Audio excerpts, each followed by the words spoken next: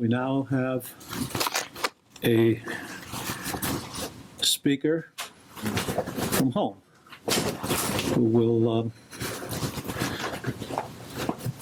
speak on Justice Scalia and as an Italian American.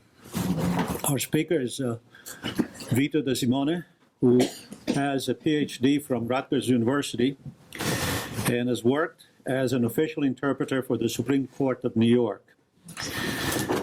He's also worked for the United States Eastern and Southern Districts of New York during the 70s and 80s.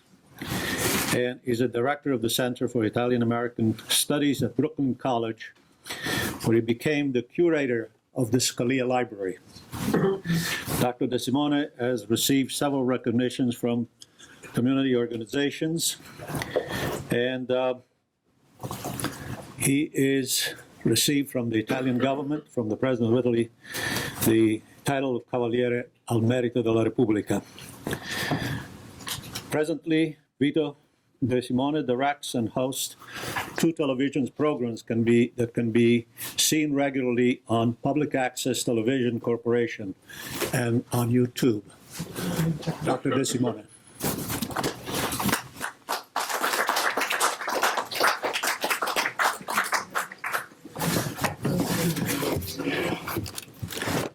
Thank you, Dr. Rotella, and thank you to Professor Mario Mignone, who invited me to speak today. I also would like to recognize Professor Rotella, who was my professor at City College many years ago. That's the other one. That's the other one. That's your brother. The title of my presentation that I would read is U.S. Supreme Court Justice Antonin Scalia, The Turning Point. The 1980s were difficult years for the reputation of Italian Americans. It was during those years that the likes of John Gotti, the ill-reputed gangster, head of the alleged Gambino family, constantly was in the news, disgracefully reinforcing the negative perception of Italian Americans in the minds of the American people. In addition, in those years, you could read, for example, in the subway cars in New York City, that the New School for Social Research gave a course entitled The Mafia. Alas, it was under the heading of Italian literature, not sociology or whatever, but Italian literature. Then we have Pizza Connection and Mozzarella Connection, criminal cases that they were the very titles show clear derogatory mindset that the newspapers had in those days towards Italians. Those organized crime investigations proved that the American organization of Cosa Nostra was closely connected with the Sicilian mafia, and they both were actively involved in the manufacture, transport, and distribution of heroin in the United States. It is good to remind us that the 70s and the 80s, Sicily was the European hotbed that produced pure heroin from the Afghan poppies. Then there were the Pizza Connection related killings in the streets of New York. Moreover, if these were not enough, there were related mafia maxi trials taking place in Italy itself, whose news reverberated into the American news and TV nightly. They were, for example, the reports on the killing of bank liquidator Giorgio Ambrosoli, who was shot to death right in front of his house in Milan, who just the day that he was supposed to sign some incriminating testimony. Mr. Ambrosoli was assisting the American investigators against Michele Sindona, the mafia-associated Sicilian financier who was none other than the mastermind of the bankruptcy of the Franklin Savings Bank here on Long Island. Just with Sindona alone, we had further clamorous investigations and trials in New York City. Who can forget the horrendous mafia killings of the investigative judges Giovanni Falcone and Paolo Borsellino, who likewise had been main collaborators with the American Justice Department in bringing about the conviction of the mobsters in the pizza connection. In those days, the names of Italy and Sicily were synonymous with mafia, drugs, and cold-blooded killings. Those were difficult and painful times that you could not but feel depressed and mortified about. I must add here that perhaps I was oversensitive to these events. During the 70s, even before the advent of the pizza connection cases, I worked as an Italian interpreter with the U.S. courts and the U.S. District Attorney's offices for the Southern and Eastern District of New York in Manhattan and Brooklyn. As the pizza connection investigation advanced, I assumed ever more responsibilities. That is, aside from interpreting in court, I assisted, for example, the New York City police and FBI agents in listening to wiretap phone conversations that they were taking place between undercover detectives and drug dealers. I also translated hundreds and hundreds of wiretap conversations received from Italy. I translated bank reports, even translated letters, rogatories, and extradition documents. At one point, I was even deputized by the U.S. Marshal so that I could travel to Italy with the assistance of U.S. attorneys who were in charge of direct investigations in their country. Obviously, I was at no time part of any decision-making. Nevertheless, I became pervious to all exchanged documents and proceedings between those two countries.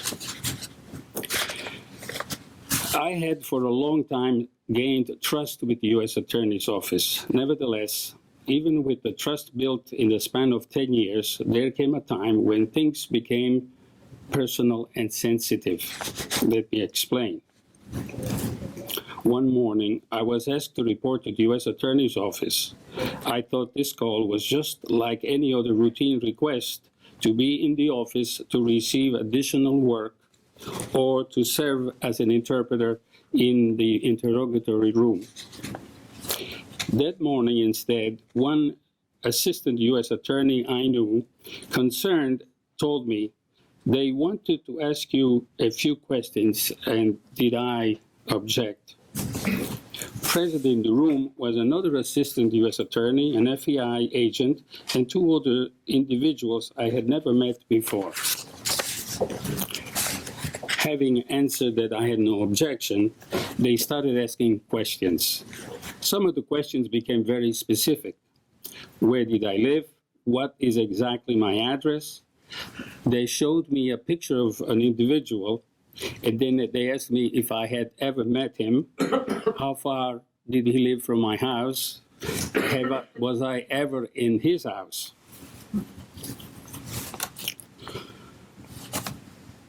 After the questioning, I left the office with the sensation that something had happened and that I would most probably be released from my responsibilities.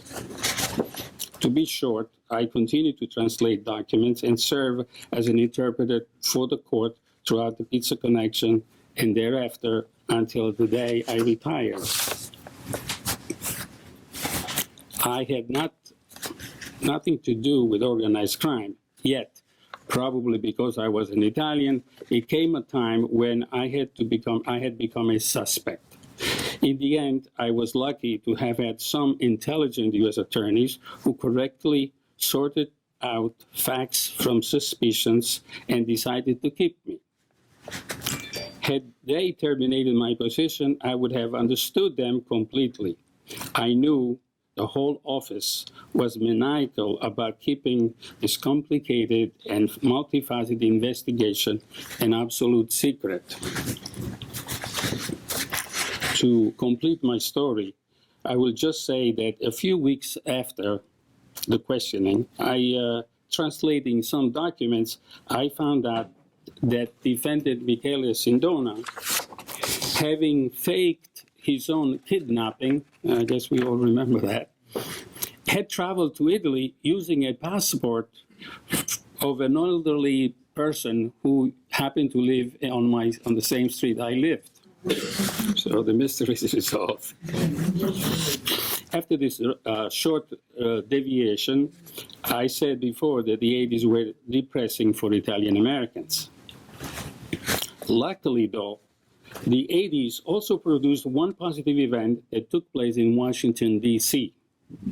There, President Ronald Reagan nominated, and the U.S. Senate confirmed unanimously, Judge Antonin Scalia, none other than the son of a Sicilian, as an associate justice to the Supreme Court of the USA. On that occasion, Senator Storm Thurmond, chair of the Committee of the Judiciary hearing, said, Judge Scalia, this is quote, Judge Scalia is now cast in the role of a symbol. Certainly, he created great pride by being the first Italian American who will sit on the court. However, he also serves as a symbol in an even larger context. Judge Scalia, the first-generation American and the son of an immigrant, has been chosen by the president to be a member of the Supreme Court. By dedication and hard work, Judge Scalia has reached the apex of his chosen professional and stand as a proof of the vitality of the American dream. End of quote. Implied in the senator's remark is the acknowledgement and the affirmation to the American people in general that not only Judge Scalia, but also Italian Americans through him could become an integral part, the fiber that makes people truly Americans. This was an Italian name, especially a Sicilian to boot. This single event told us something that we were not accustomed to hearing about. A Sicilian of high integrity, professionalism, and undisputed honor. I cannot say what went through to the minds of the American people receiving this unusual news of a Sicilian achieving the highest possible and the most prestigious position any American can aspire. I can only say how proud I felt and plausibly what other Italian Americans felt in hearing the news. It was a much-needed redeeming moment. Someone could show to the American people that some Italians could indeed be trusted. Not that before Scalia there had not been any worthy Italians of distinction and fame. There were.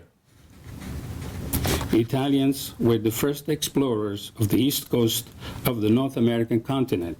Giovanni da Verrazzano sailed first in the New York Bay area and up to the Hudson River, or Hudson River Valley, leaving navigational charts that none other than Henry Hudson used 85 years later.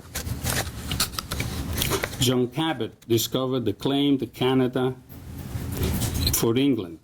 Just this year, 2016, the Italic Way magazine published a well-researched article by John Mancini demonstrating that not one but two signers of the U.S. Constitution were Anglo-Italians, William Paca and Cesar Rodney.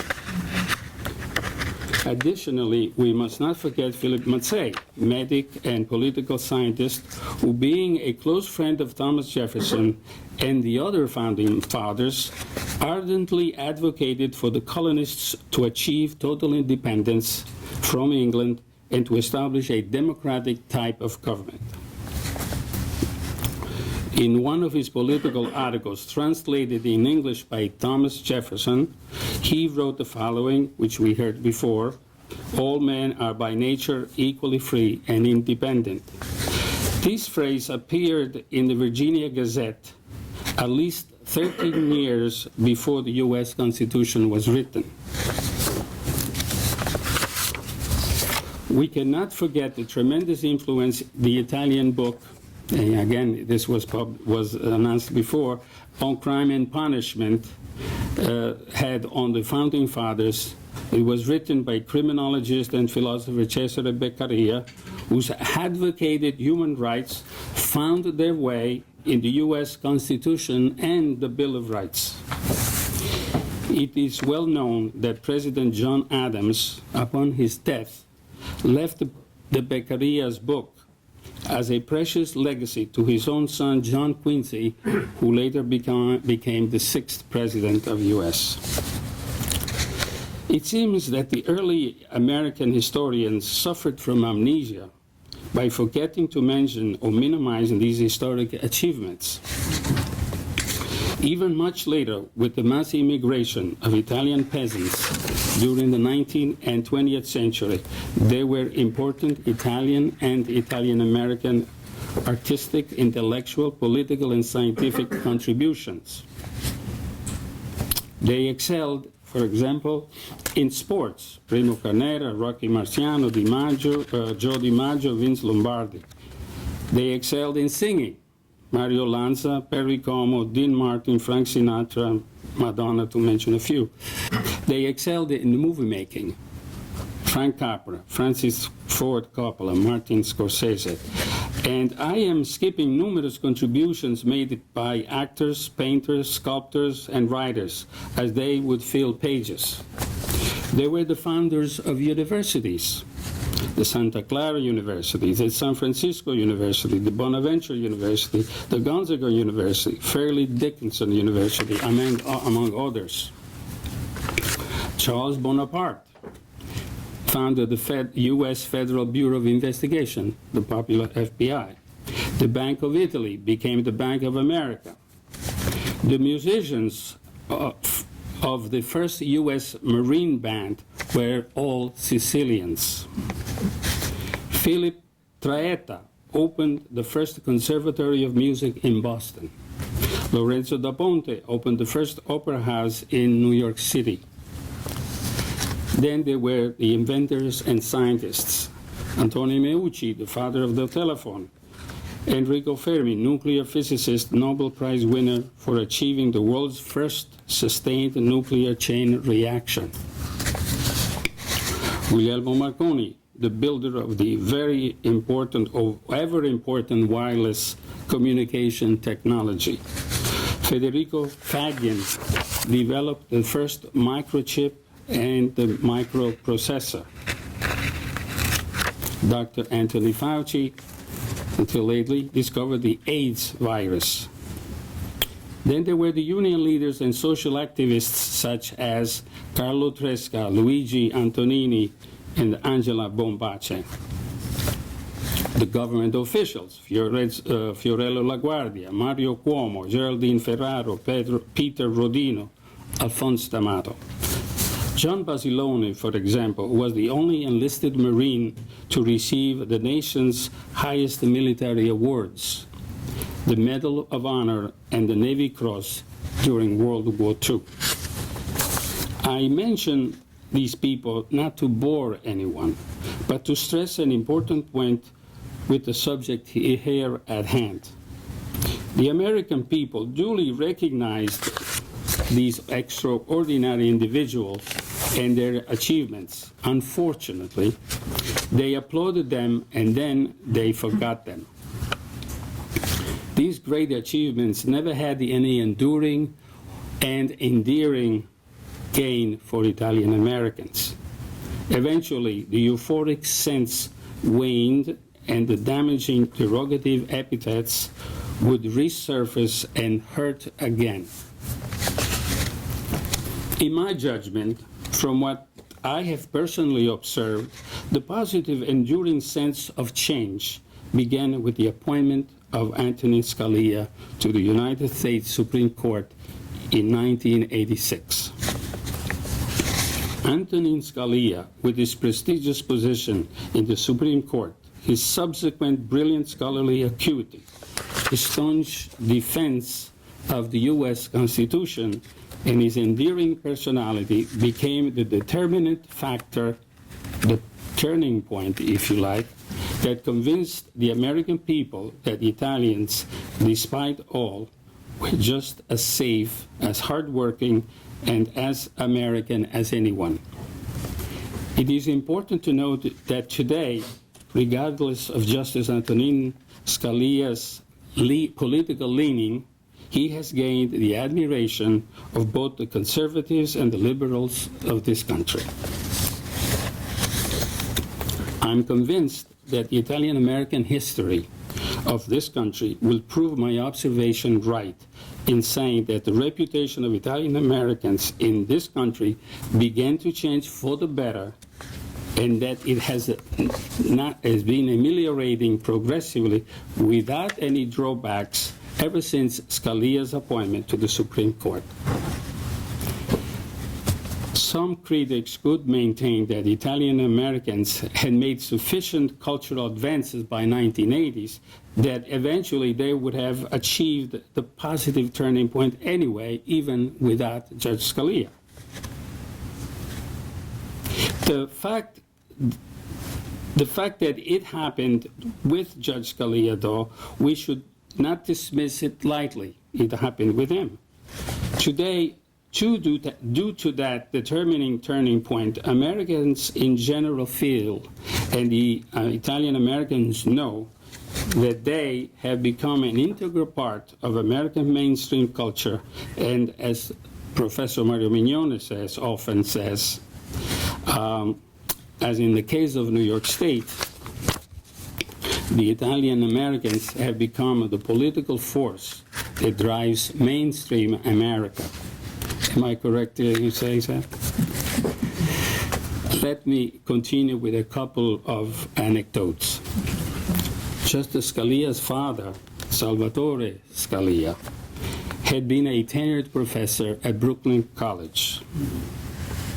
Upon his retirement, he left his private collection of books and private documents to the Center for Italian American Studies in that school. After my retirement at the U.S. courts, I became the director of that center, and as such, a de facto curator of the Scalia Library.